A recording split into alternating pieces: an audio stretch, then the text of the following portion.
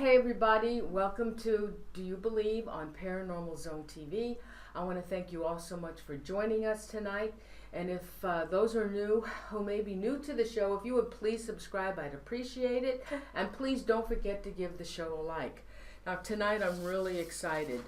I have my guest tonight and my friend is Dr. Mark J. Hewitt. And he has written the Zodiac Serial Killer series.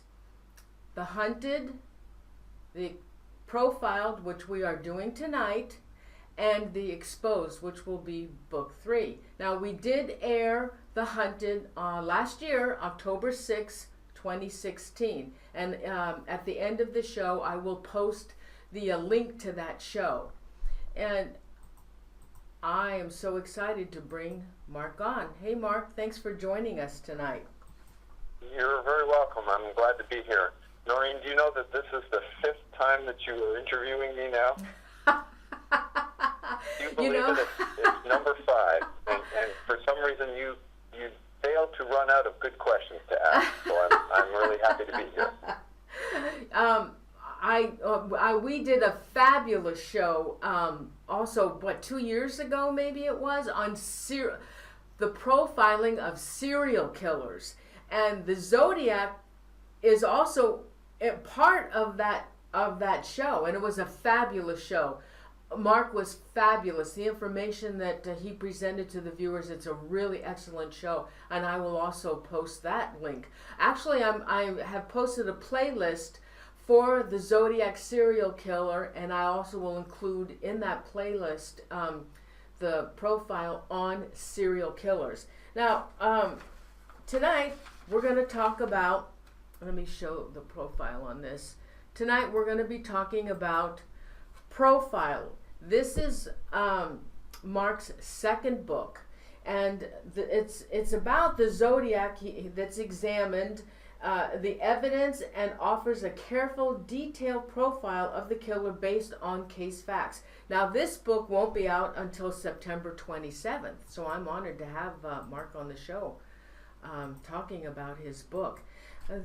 Now, Mark, let's talk a little bit about the Zodiac Killer Code. So I just want to say a little something about it. In Northern California in the late 1960s and early 1970s, the Zodiac serial murder case was one of the first of many modern high-profile serial killer cases. And I only live about an hour or so, Mark, from Lake Herman.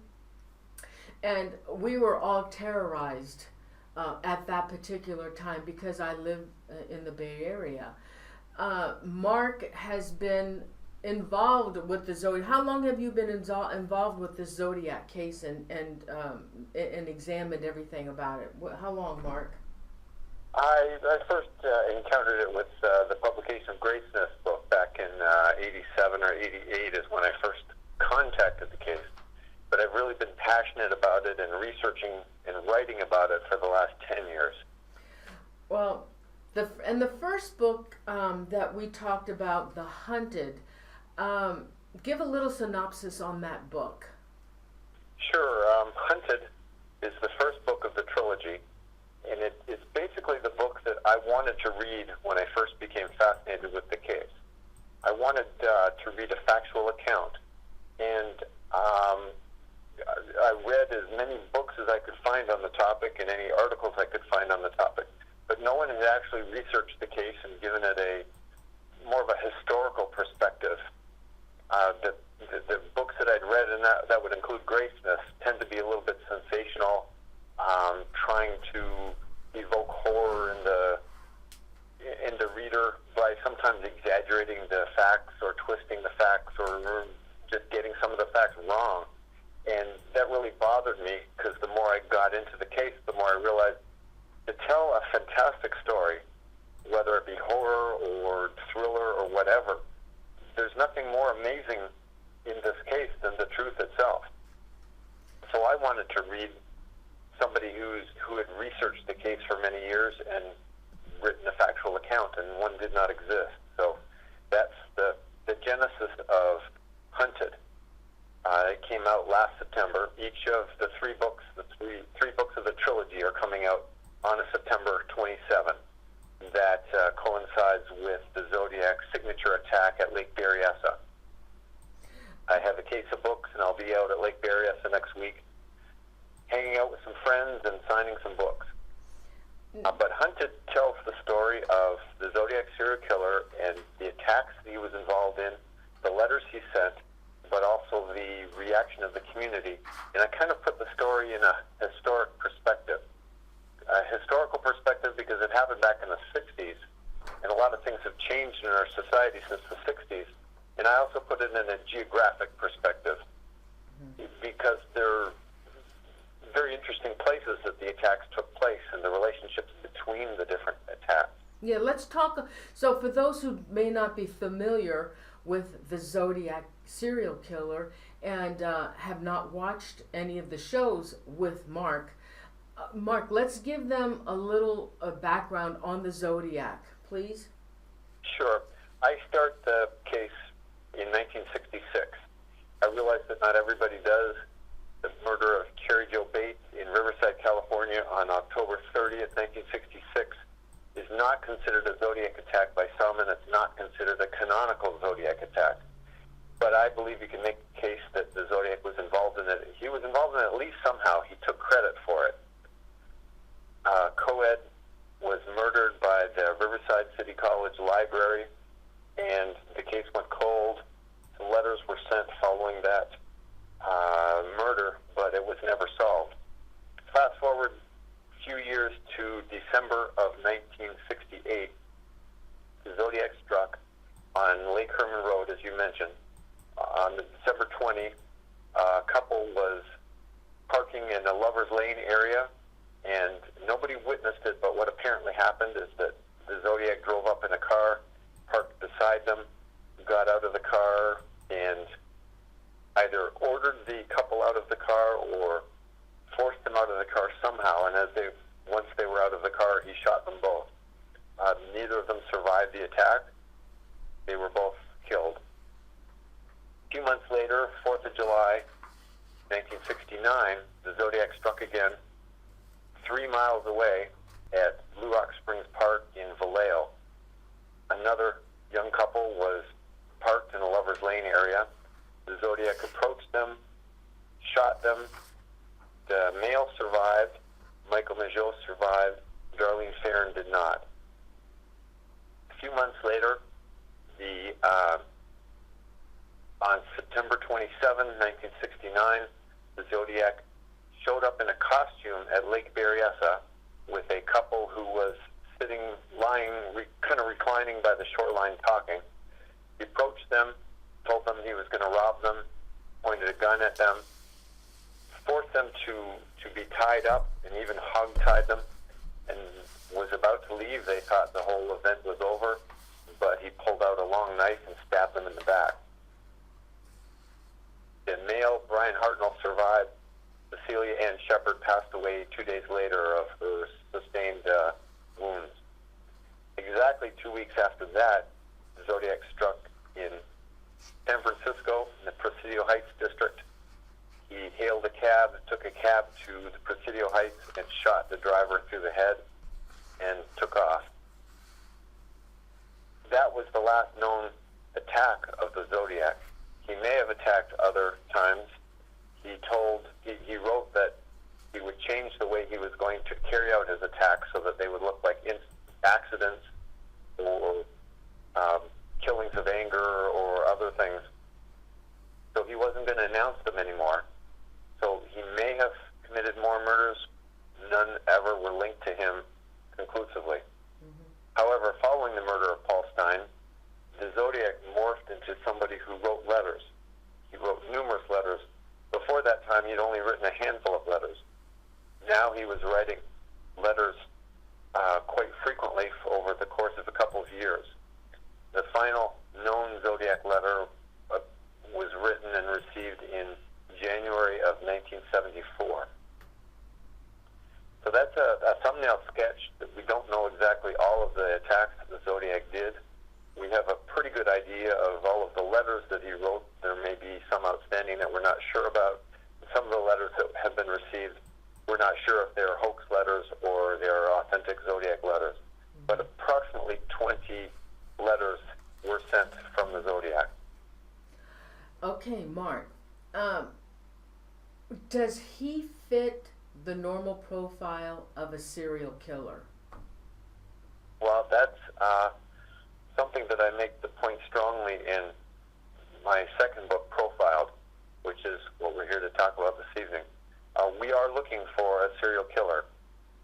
The Zodiac was never identified as such back in the 60s when he attacked and when he killed, but that's because the term had not been coined and not been used. Nobody talked about serial killers back then. The Zodiac was called a mass murderer or a mass killer. It wasn't until later on in the 70s and 80s that Bob Ressler with the FBI Behavioral Analysis Unit coined the phrase and put it into regular usage, because serial killers have a very different outlook on life and outlook on what they're doing than, say, a spree killer or an assassin or other kinds of killers, a revenge killer, for instance. The facets of the Zodiac case that make it pretty clear that a serial killer was involved is, number one, the increased rate at which the murders happened, from a 2-year span between Riverside and Lake Herman Road to a 6.5-month span to a 3-month span to a 2-week span. So the Zodiac was increasing what he was doing. Serial killers kill because they get some kind of payoff out of it, but that payoff doesn't last long, and after a while they have to go out and kill again.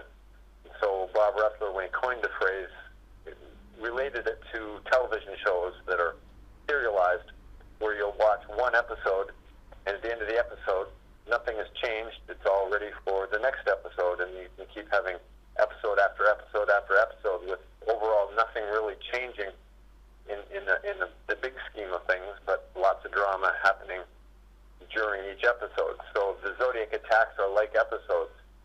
They occur, but at the end of it, something is not resolved. It's not concluded. So the Zodiac felt the need to return and kill again. In each of these murder cases that he was accused of, was his MO the same?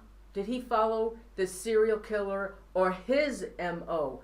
The serial killer that he would be described as, was each MO the same? No, and actually there is no such thing as a serial killer MO. MO is method of operation or modus operandi in Latin. It means the way things are carried out. Well, different serial killers will carry out their attacks in different ways.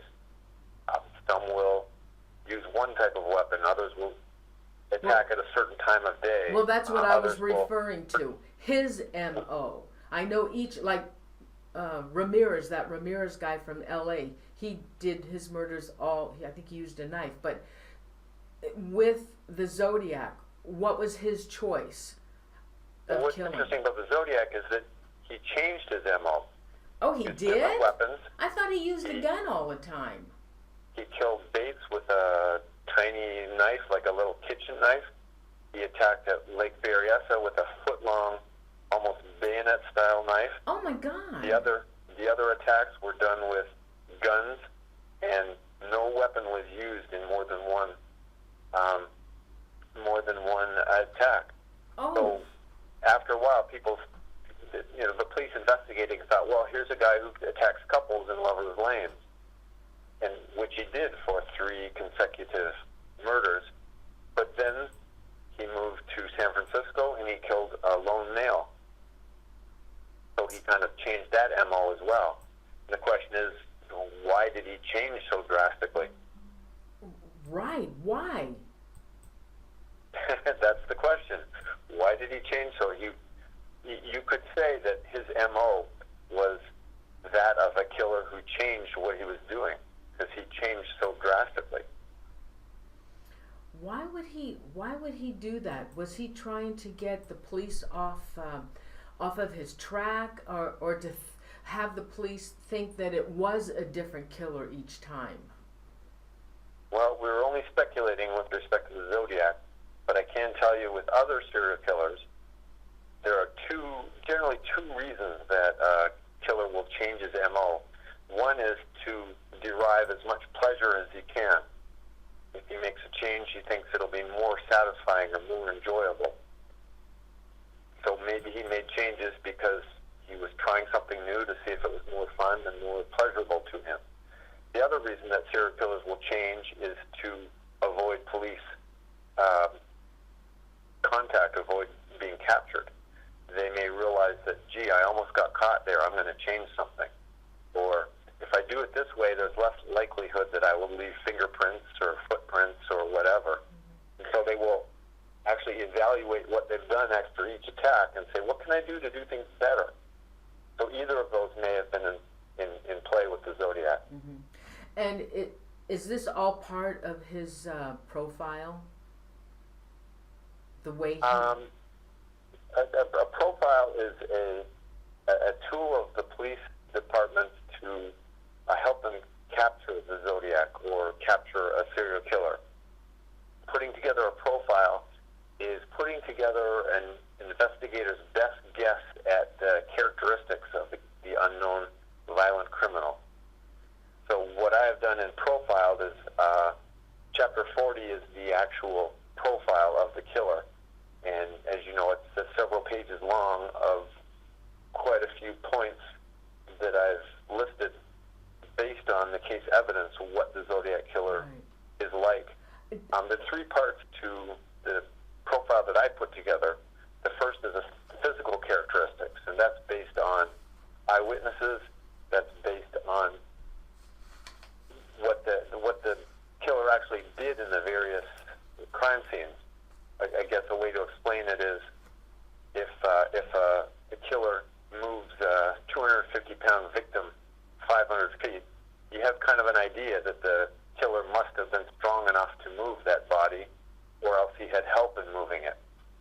And the Zodiac was witnessed after several of his attacks, so that we get a bit of an idea of what his stature was like, what his height was like, what he may have looked like. A couple of profiles were created of the killer based on eyewitnesses. So there's the physical characteristics of the killer. The second part is the behavioral characteristics. And that is based on what the killer has written, what the killer has done.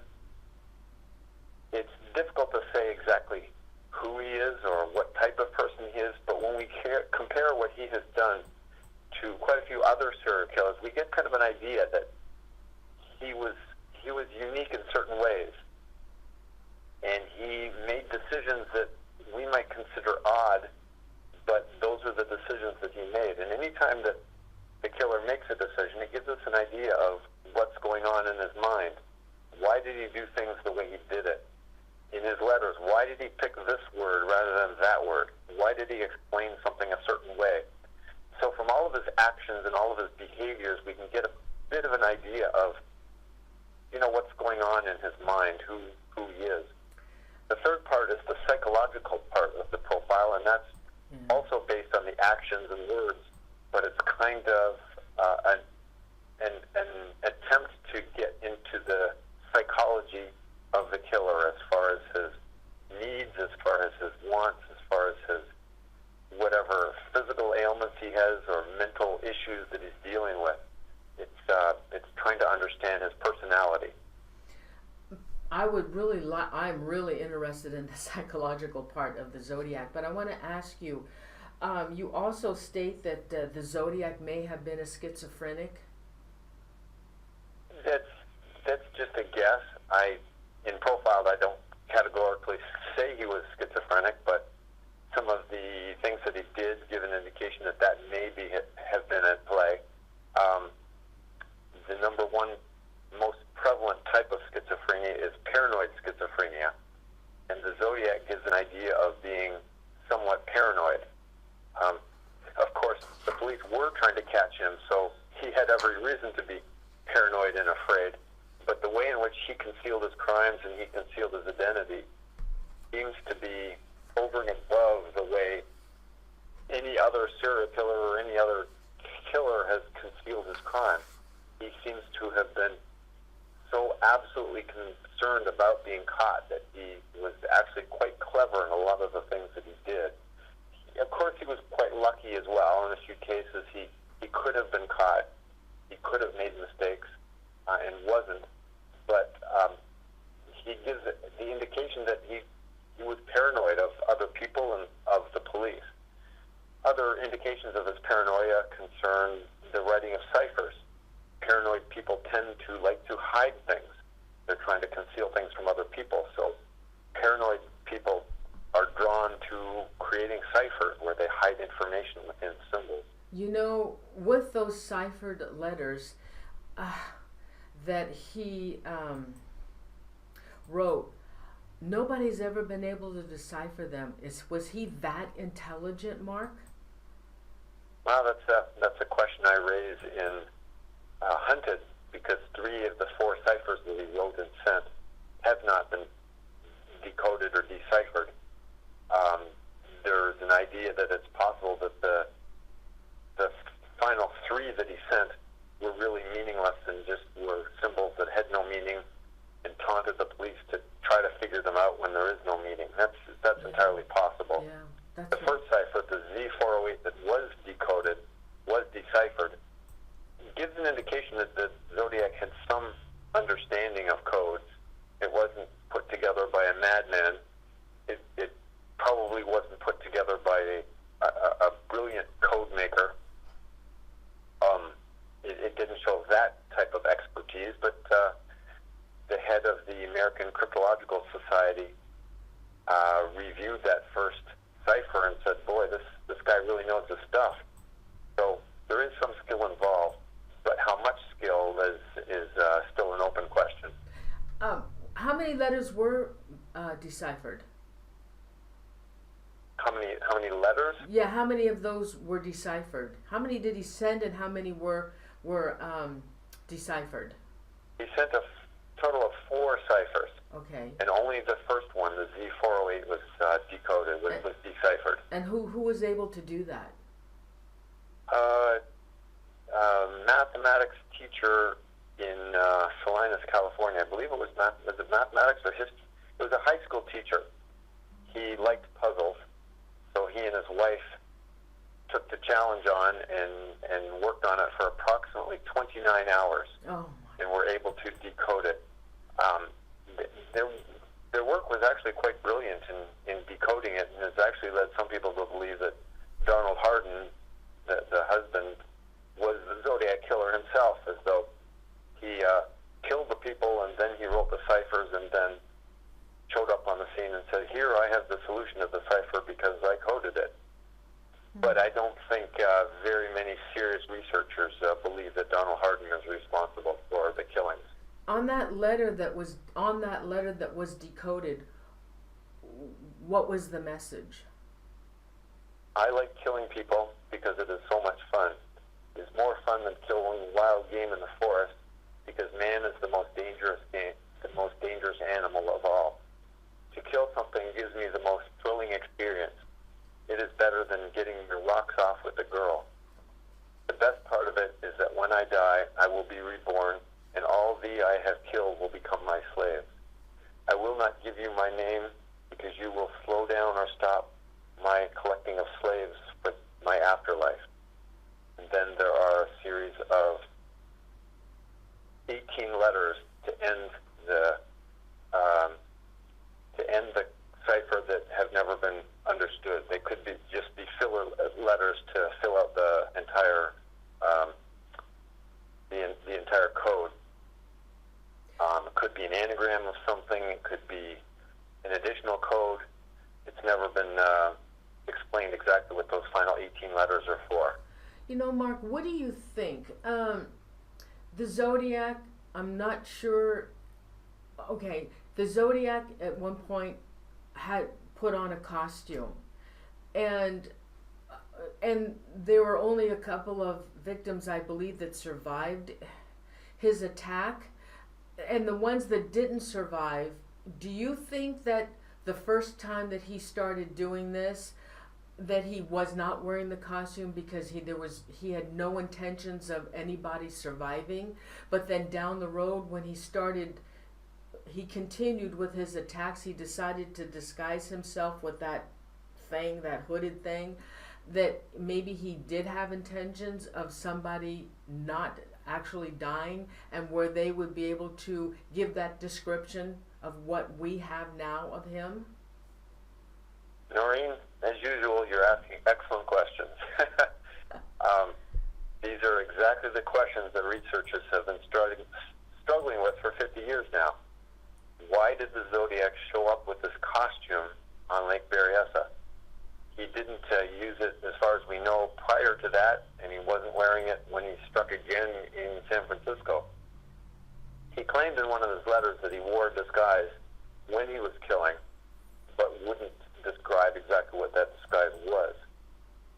There have been all kinds of theories as to what the Zodiac was doing with that costume at Lake Berryessa. It was a black costume. It was a black hood that was kind of squared. It was attached to a shoulder and neck piece that kind of pulled down about halfway down his chest. On the front of that black costume was the crosshair symbol of the Zodiac. We have to wonder why the Zodiac didn't simply put on a ski mask and attack the couple. Or if he was intending on killing them, who cares if he was seen? One theory is that he did wear something because the previous attack, Mike Michaud survived, and he thought, maybe somebody will survive, so I better wear a costume, or I better disguise myself. But if you've ever seen pictures of what the Zodiac looked like on September 27, 1969, it is quite bizarre. I'm showing the viewers a description of what he looked like. Now, with that description, there still was no identity for this man, for the Zodiac Killer?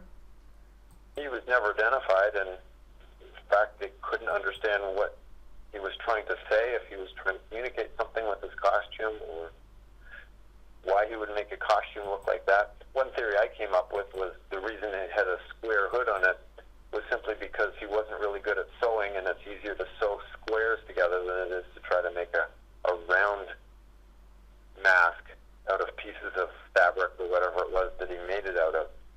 There's suspicion that he made it himself, that he actually sewed it, and if he did, he's a bit of he has a talent in that area, because to Brian Hartnell, the male who survived the attack at Lake Berryessa, he thought it was quite well made. It wasn't just thrown together, including the symbol on his chest. It wasn't just written haphazardly.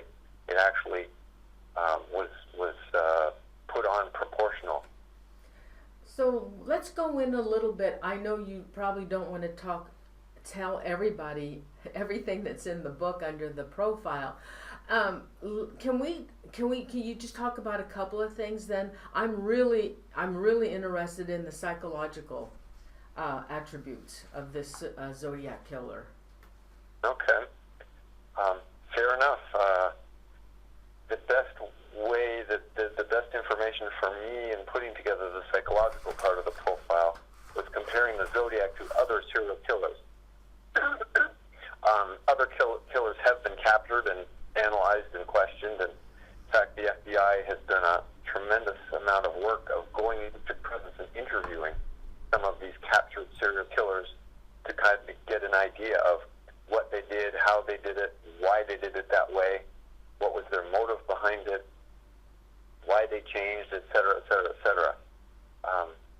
Dozens and dozens of serial killers have been interviewed, and many of them, once they're confronted, once they're in prison, and the FBI agents say to them, come on, knock it off, don't play games with me, we know what you did.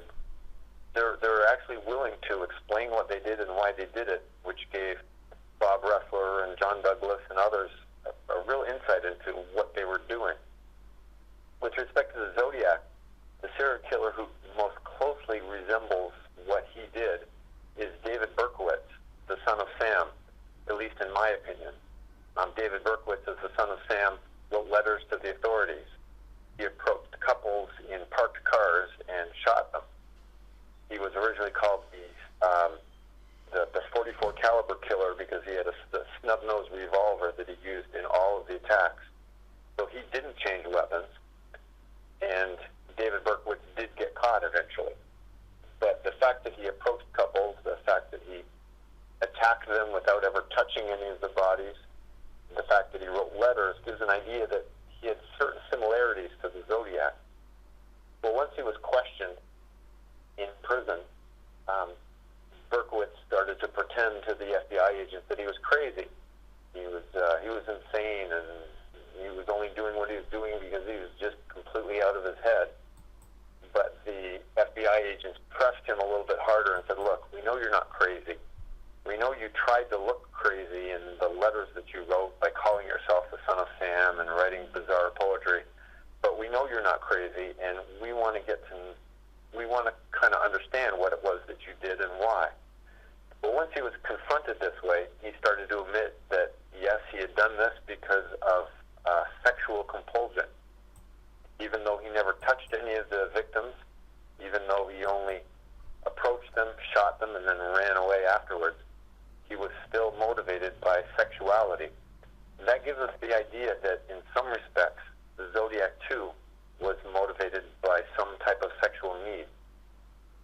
The fact that the Zodiac approached couples in Lover's Lanes areas who were engaging in some kind of sexual contact, or the fact that they were there suggesting that that may be going on or was going to take place, gives an idea that there's some type of sexual connection to what the Zodiac was doing. Can I ask you a question about that? The majority of his murders, were they in lonely, isolated locations? Bingo, you got it right on the nose. Every one of the attacks that the Zodiac was involved with had a desolate, lonely area associated with it. He attacked in remote areas up in northern and in the North Bay area, outside of Vallejo and at Lake Berryessa.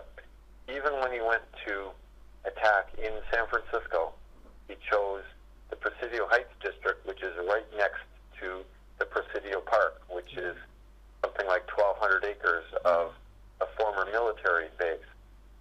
So the Zodiac was able to kill the cab driver and then cautiously walk away from the area and disappear into, again, a lonely, desolate area.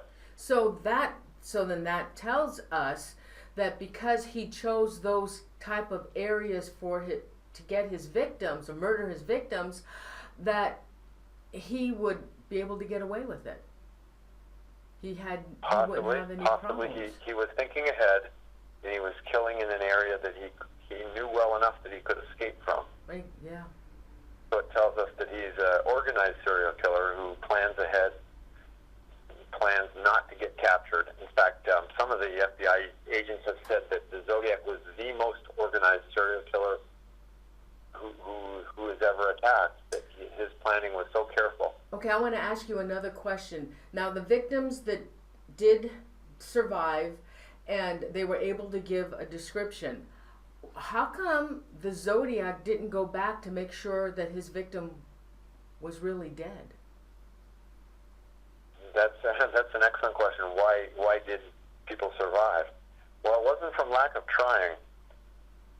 Mike Mageau survived the 4th of July at Blue Arc Springs Park, even though the Zodiac shot him twice, shot Darlene, who was sitting beside him.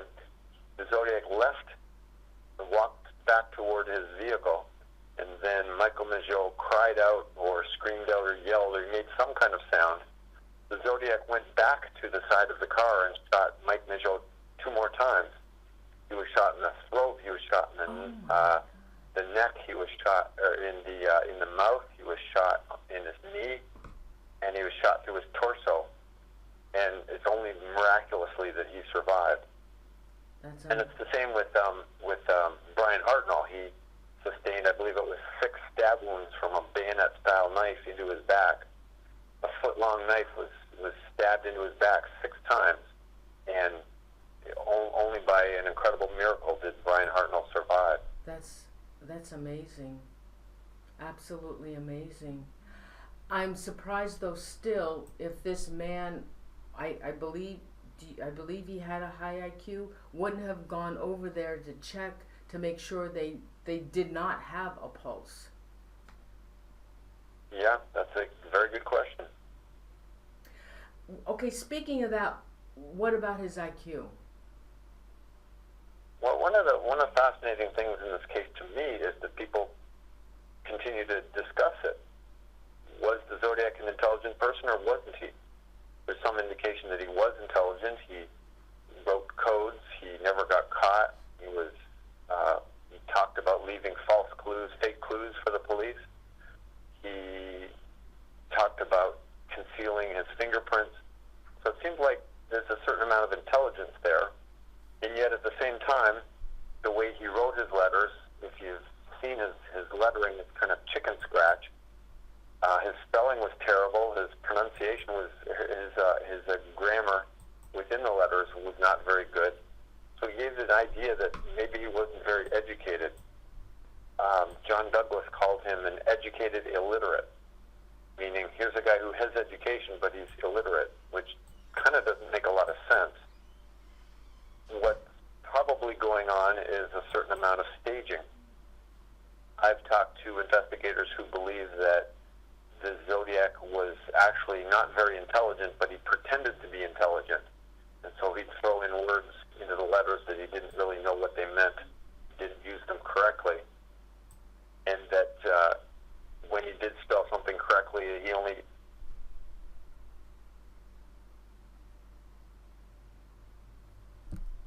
Mark.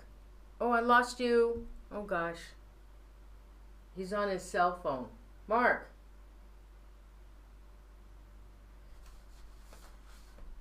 All right, let me call him back.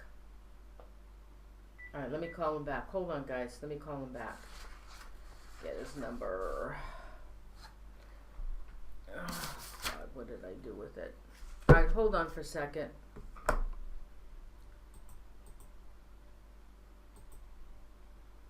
I'll be right back.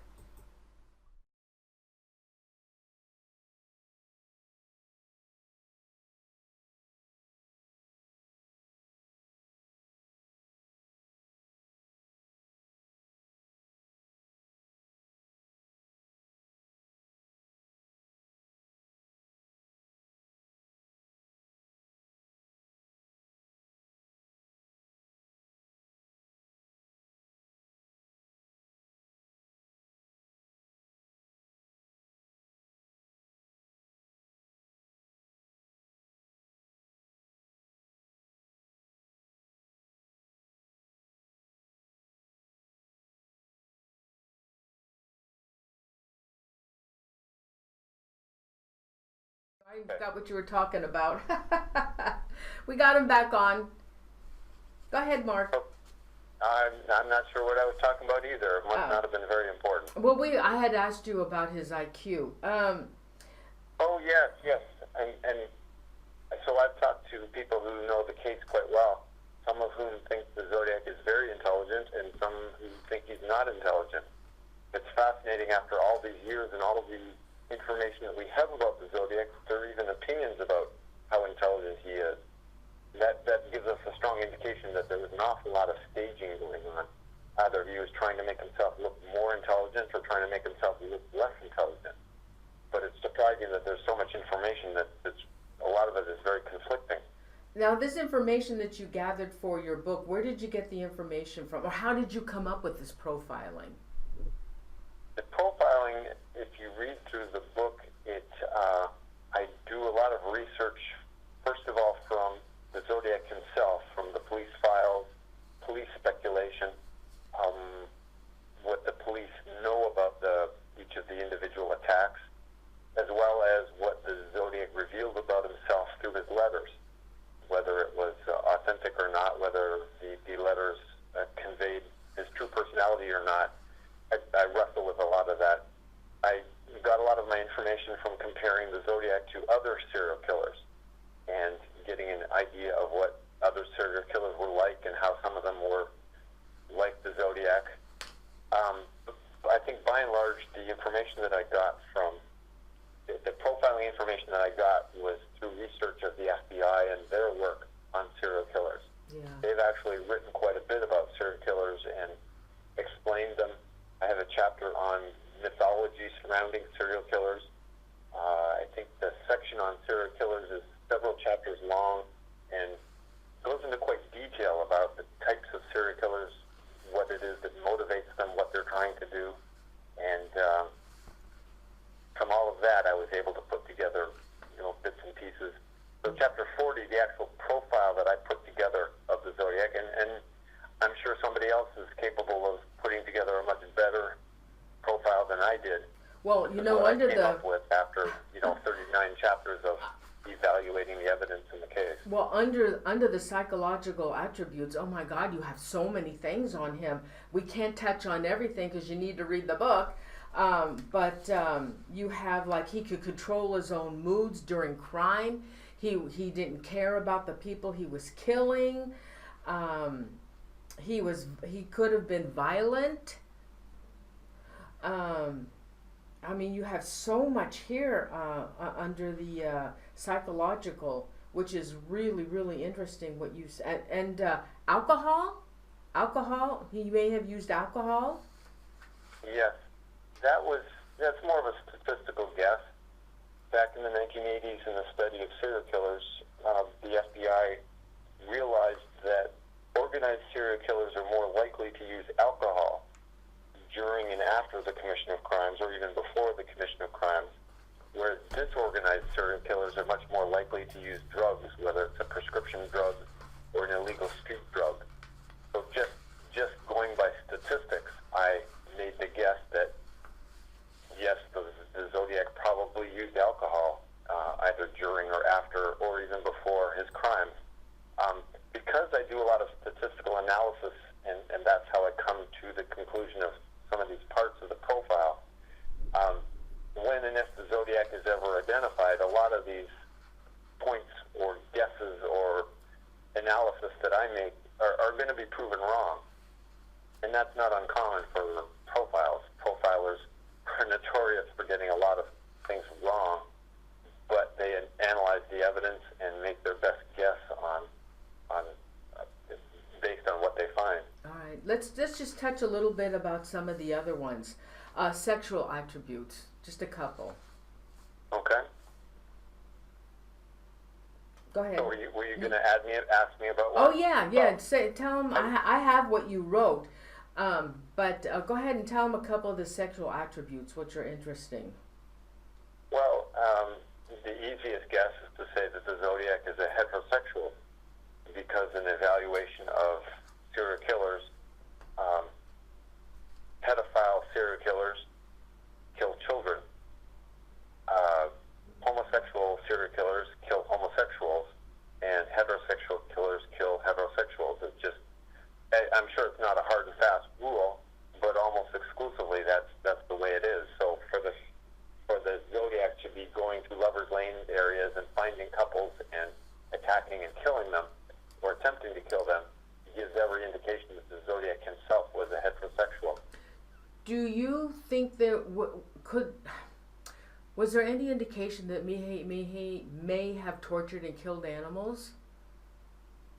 Well, what's known as the Mcdonald Triad, people who study serial killers, as they interviewed them and got to know them, realized, serial killers very often in their childhood have three aspects going on. Bedwetting, the starting of fires, and torturing animals. And it was uncanny how often these three things kept coming up. So a psychiatrist, McDonald, labeled this the Mcdonald Triad of three things that may be related to serial killers. So from that aspect, I could have probably expanded my analysis and said, there's a good chance he was involved in torturing animals and starting fires, and may have wet the bed much later than could have been expected for his age. But there are a lot of exceptions to the Mcdonald Triad as well. It's not hard and fast. And some have even theorized that the only reason the Mcdonald Triad seems to relate to serial killers is because children who grow up in very turbulent, turmoil-ridden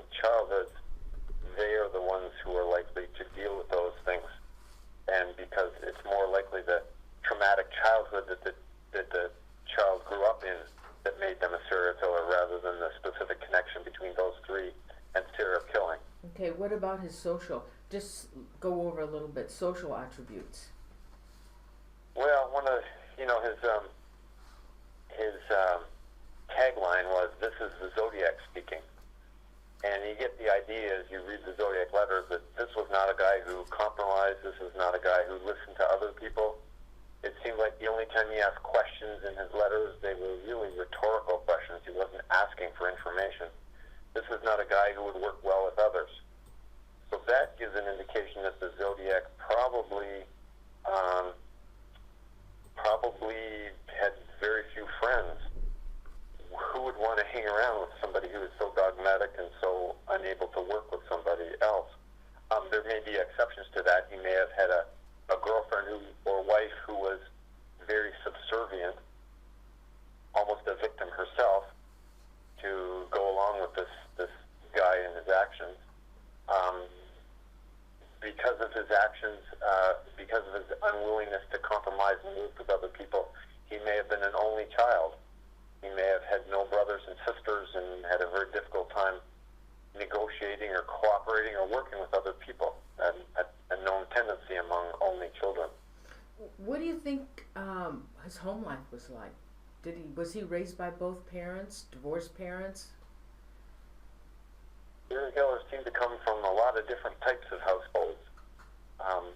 Generally, if there's a violent crime, comes from individuals who are raised in a home that is dysfunctional, or the child felt that it was dysfunctional. And so, the historians can argue about what the childhood life was like. There's quite a bit of discussion today about Charles Manson and what type of childhood he endured. Was it a really turbulent childhood like he has claimed, or was it a lot more stable like his mother claimed while she was still living? So it's hard to say, and that's the other interesting thing about serial killers, is that almost any time you try to make up a rule about serial killers, you will find a serial killer who doesn't fit the rule. It was thought back in the 70s and 80s, well, all serial killers are white males in their late teens and early 20s.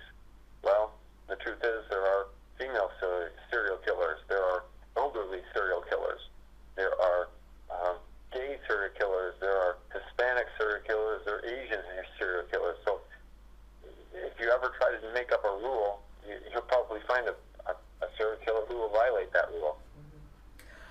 How many was he accused of killing?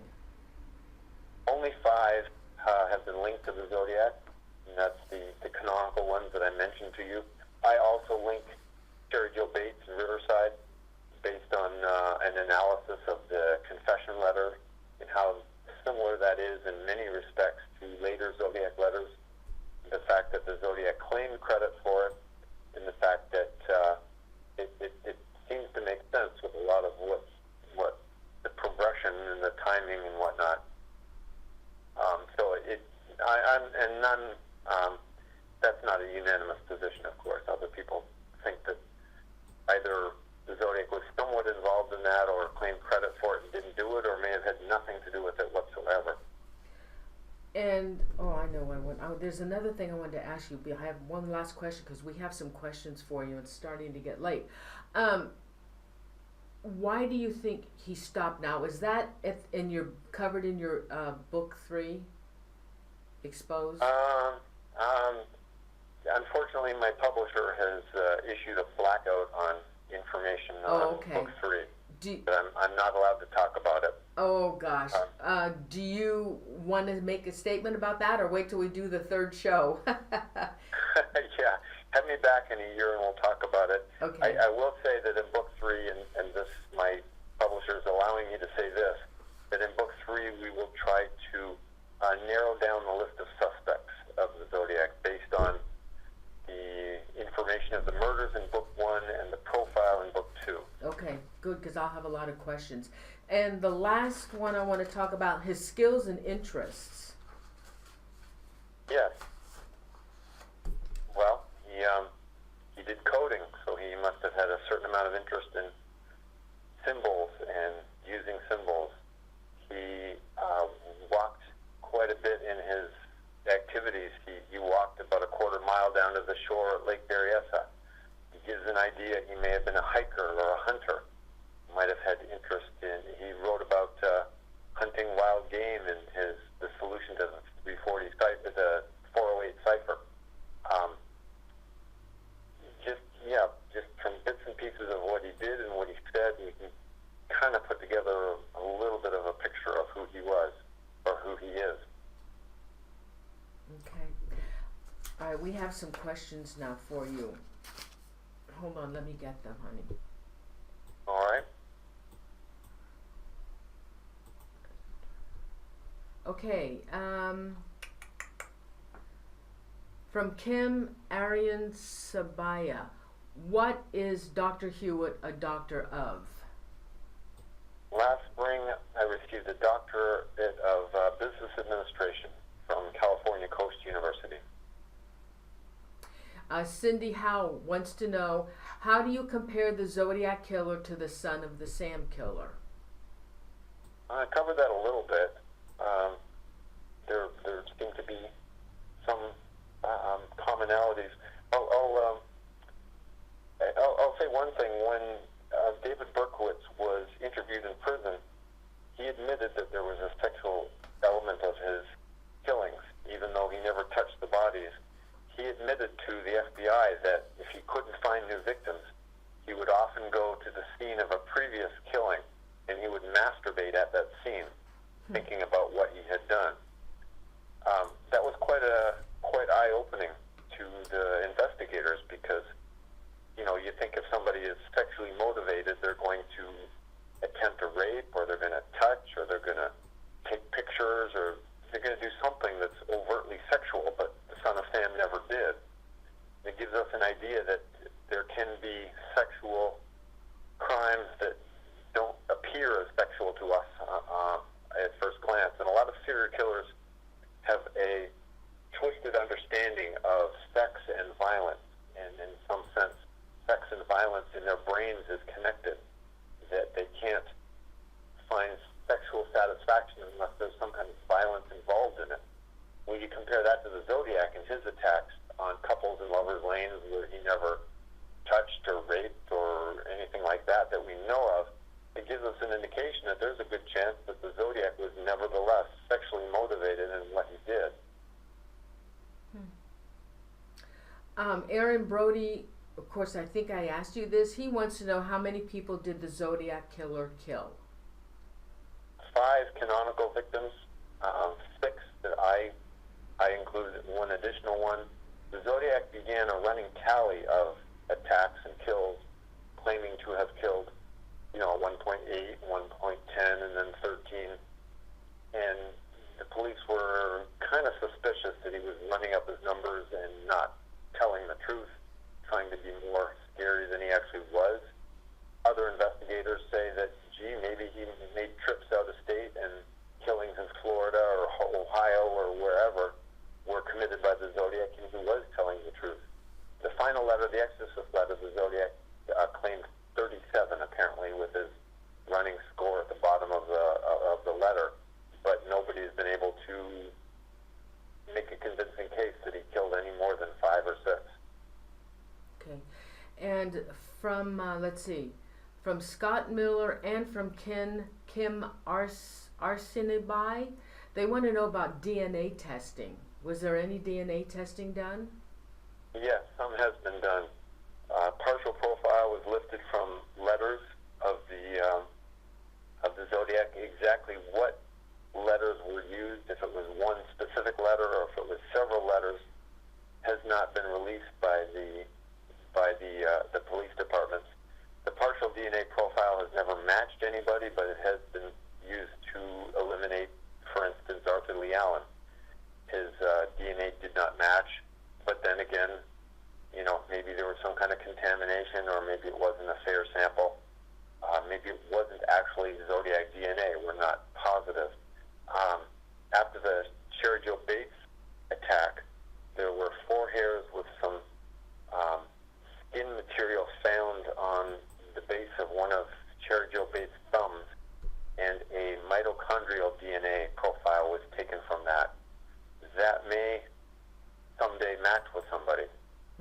it's a very intriguing clue.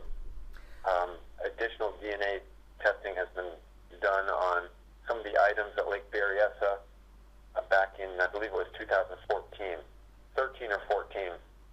The Napa Police Department got a grant to do some DNA testing and tried to get some DNA off of the cords that were used to bind Brian and Cecilia off of a green bottle that was found in the area, but they were unable to get any DNA, even using the most modern touch DNA. So, Mark, with some of the suspects, I believe, are dead, were they able to get their DNA, permission to get their DNA to compare it with the DNA of the Zodiac? Depends which suspects you're talking about, and I really don't want to get into talking about suspects too much because there are so many suspects. I gave a lecture at the Napa Library a couple months ago, and at least three people in attendance were certain that they knew who the Zodiac was, and yet it was three different suspects. So, DNA can be found. A reverse DNA test can be done from family members to get an idea of what the DNA would have been of somebody who has passed away. Okay, they had a number. How many suspects did they have for the Zodiac Killer? How many suspects? How many suspects? Well, I know in the 70s that the San Francisco Police Department investigated or looked into at least 2,500 people. 2,500? Did they narrow it down ever? Well, they went around and tried to eliminate as many as possible. Unfortunately, the best that they had was handwriting and fingerprints, neither of which they were absolutely certain reflected the Zodiac, so that it may well be that the Zodiac was eliminated by fingerprints that he didn't actually leave at any of the scenes, or by handwriting that he had faked. Okay, so if they had the letter. DNA of the Zodiac, and there were suspects, and any of those suspects, were they, okay, so even if they didn't die or were alive, were they able to get permission to compare the DNA of the dead ones or the live ones? I don't know. DNA was not something that they did back in the 60s and 70s, of course. The more recent interest in finding DNA would be to put it into computer programs and hope to get a cold hit that, somebody that we never suspected, their DNA matches what we think is the Zodiac DNA. But at this point, we don't have any DNA that we're absolutely certain belongs to the Zodiac. Okay. All right, we have another question from Darlene Schizophrenia. She says, if they knew this, I'm assuming if they knew that his MO was to go into isolated locations, why didn't they use 2 undercover officers in these remote places? Well, as I point out in my first book, Hunted, that's one of the strategies that the police did use, and they actually nabbed a couple of suspects with patrolling some of these Lover Lane areas, but they were never able to capture the Zodiac. Okay. And one last question from Christy Eschen. I have seen a YouTube about people coming out and saying their father is the Zodiac Killer. One guy in Pacific, Gary, says his dad is the Zodiac Killer. Do you know who she's talking about with Gary? Yes, I do. A number of people have come out and said, it's my father, it's my grandfather, it's my uncle, it's a couple people I know, it's my birth father, it's my stepfather. It makes an interesting story. I haven't been really convinced by any of the evidence that's been provided. Some of the books seem to be more about family members than actually about the Zodiac, which is why I wrote Hunted, because you need the details of the case correct. You need to have a clear understanding of the Zodiac before you can start accusing somebody of being the Zodiac. I think a lot of people who accuse a family member I think the issue is more family related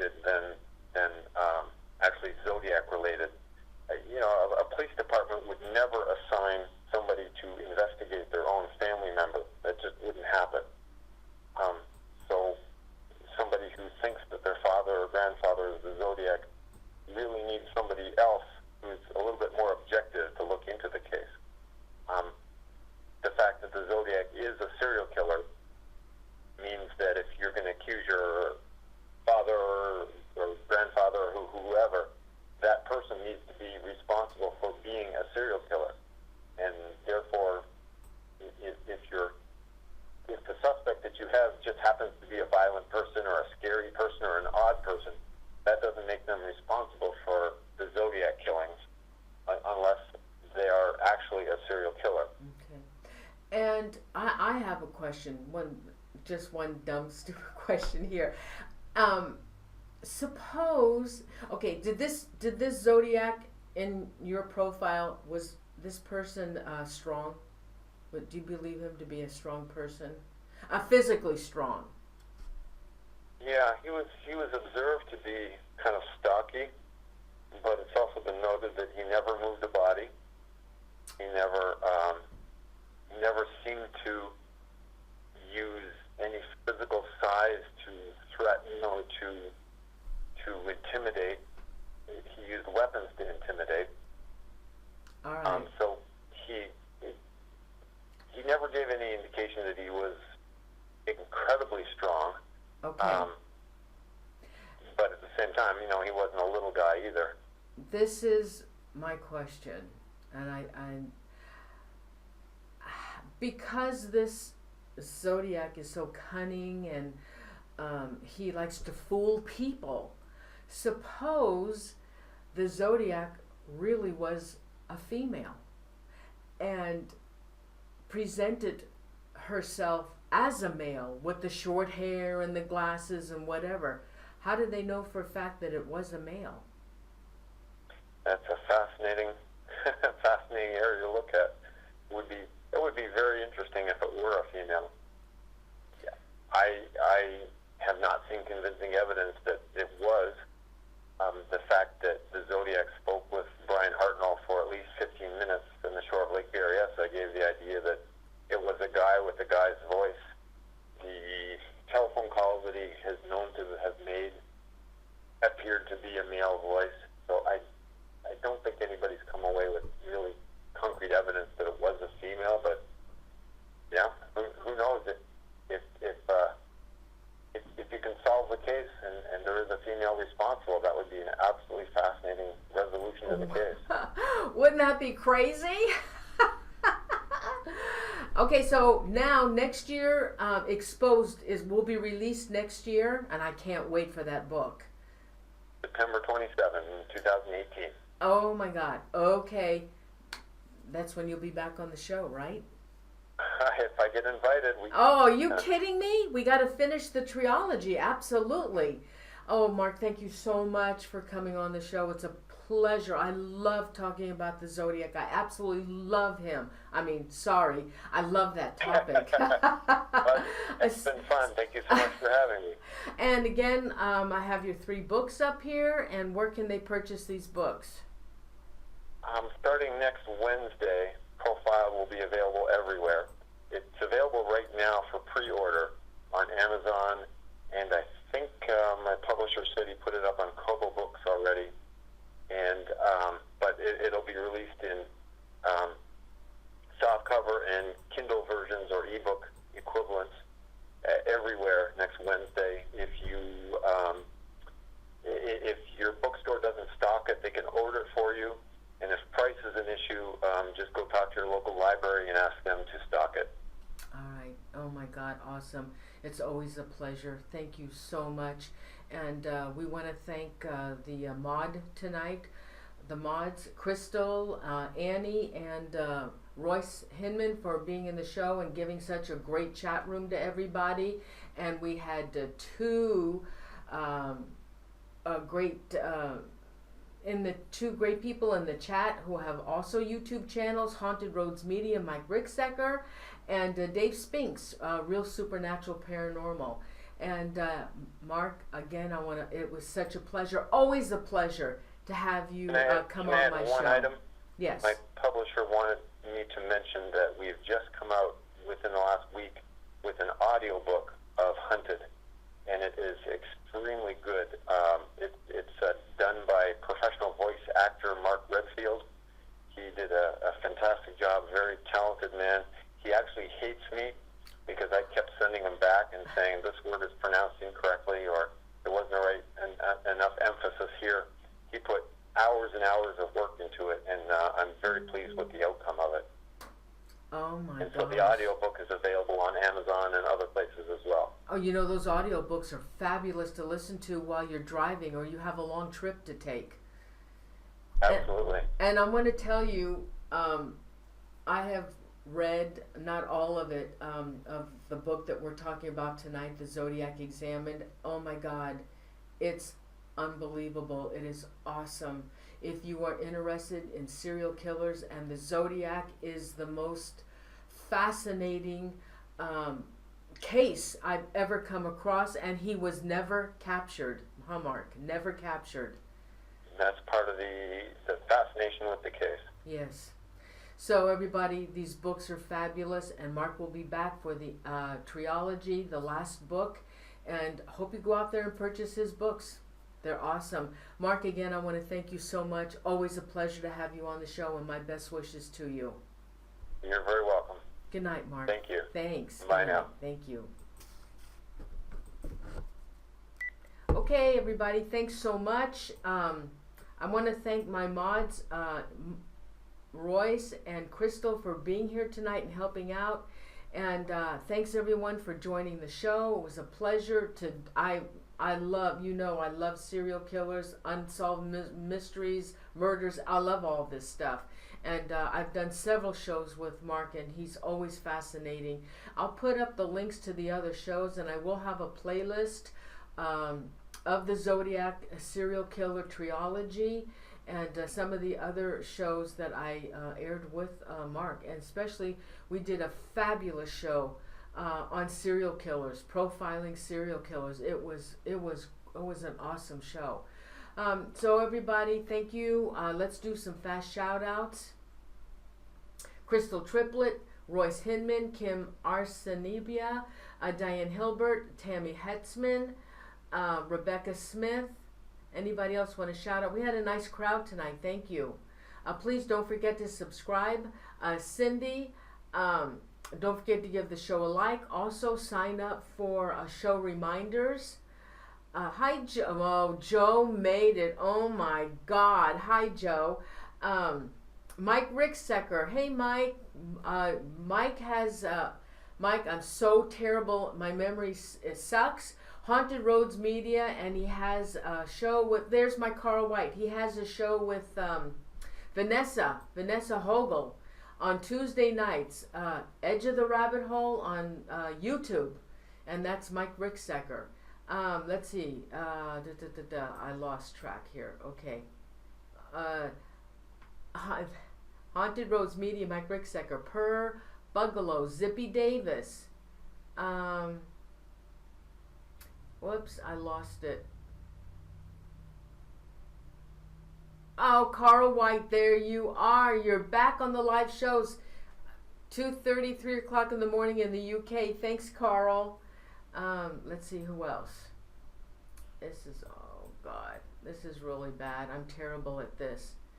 Lully Tooby Chippeteri, Michael Kingsbury, Tammy Heitzman, Amy Z, Cindy, I did say hi, honey. BCH Bounds, Ninja 3M.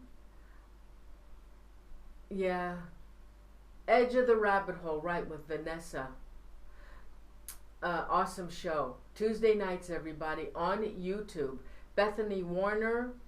Yes, Michael, I said hi. Michael Kingsbury. Anybody else want to shout out? Hey, God, you know what?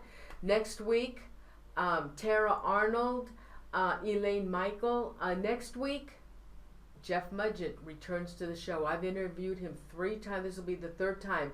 Leroy Washington, Christine Eschen. He is the great-great-grandson of H.H. Holmes. Hi, Aaron Brody, and I'm interviewing. I have a show with him next week. He's going to talk about, go over H.H. Holmes. Thank you, Leroy. And Chippeteri, hi. And the connection with the American Ripper. Gonna be a great show, so don't miss that show. That's next Wednesday. Yes, next Wednesday. So don't forget, sign up also for either subscribe to my channel and also sign up for show reminders at paranormalzone.tv and click on the tab Show Reminders. Anybody have a show suggestion, send me an email. I'm also on Facebook, Noreen St. Pierre Balovich. I have two other. I have a fan page, Do You Believe? Web series fan page, and I also have a Paranormal Zone TV fan page. So if you guys want to sign up or hit a like or whatever, go to those pages and like my pages. All right, I'm going to go. Don't forget, next week's going to be an also great show. I hope you enjoyed tonight's show. I just love Mark Hewitt. I just love him. He's fascinating. And he knows so much about the Zodiac. And so everybody, I'm going to say goodnight. Group hug. We've got a great chat room because of our wonderful... no, next Thursday's the show. Now, next Thursday, I'll be on time. 6 o'clock. I had to do... No, honey, it's Thursday. Next Thursday. Did I say Wednesdays? Sorry. Thursday at 6. Tonight I had to do it a half hour later because Mark didn't get home until 6 o'clock. So back on schedule, 6 o'clock next Thursday. See you then. Thank you so much for joining me. And love you guys. Thank you so much. Have a great night and have a great weekend. Mine starts now. Good night, everybody. Oh, Alex. Oh, my God. Alex. Oh, my God. He's from Louisiana. Guthrowx? No. Guthrow. I know it's kind of a French because it's Cajun, I bet. Anyway, Alan is going to be on my show. I don't have my schedule, but he writes true crime from New Orleans, Louisiana, true crime, and he's coming on the show, and I'm so excited. I'll be posting that event. I'm really excited about having Alan on the show. Thanks, Alan, for being in the chat room. All right, I'm going to go, guys. Have a great weekend. And November 16th, that's right. Oh, my God, it's going to be a good one. True crime in Louisiana. Awesome. Also, Alan wrote a book about Italians in Louisiana. And I'm going to do a show on that because I am Sicilian and I love Italians. So... I'm going to do a show on that also, Alan. I'm really interested in that book. So everybody, got to go. Have a great night, and love you guys. And hi, Crystal. Good night, honey. Good night, Royce, my mods. Love you guys. Group hug. Thank you so much for being in the show. I love you guys. Thank you. Good night. Oh, hi, Paul Kitchen. You know what, Paul? I don't know who that is, but would you send me... send me information on my Facebook page, Noreen St. Pierre Balovich, or email me, okay? Thank you. Good night.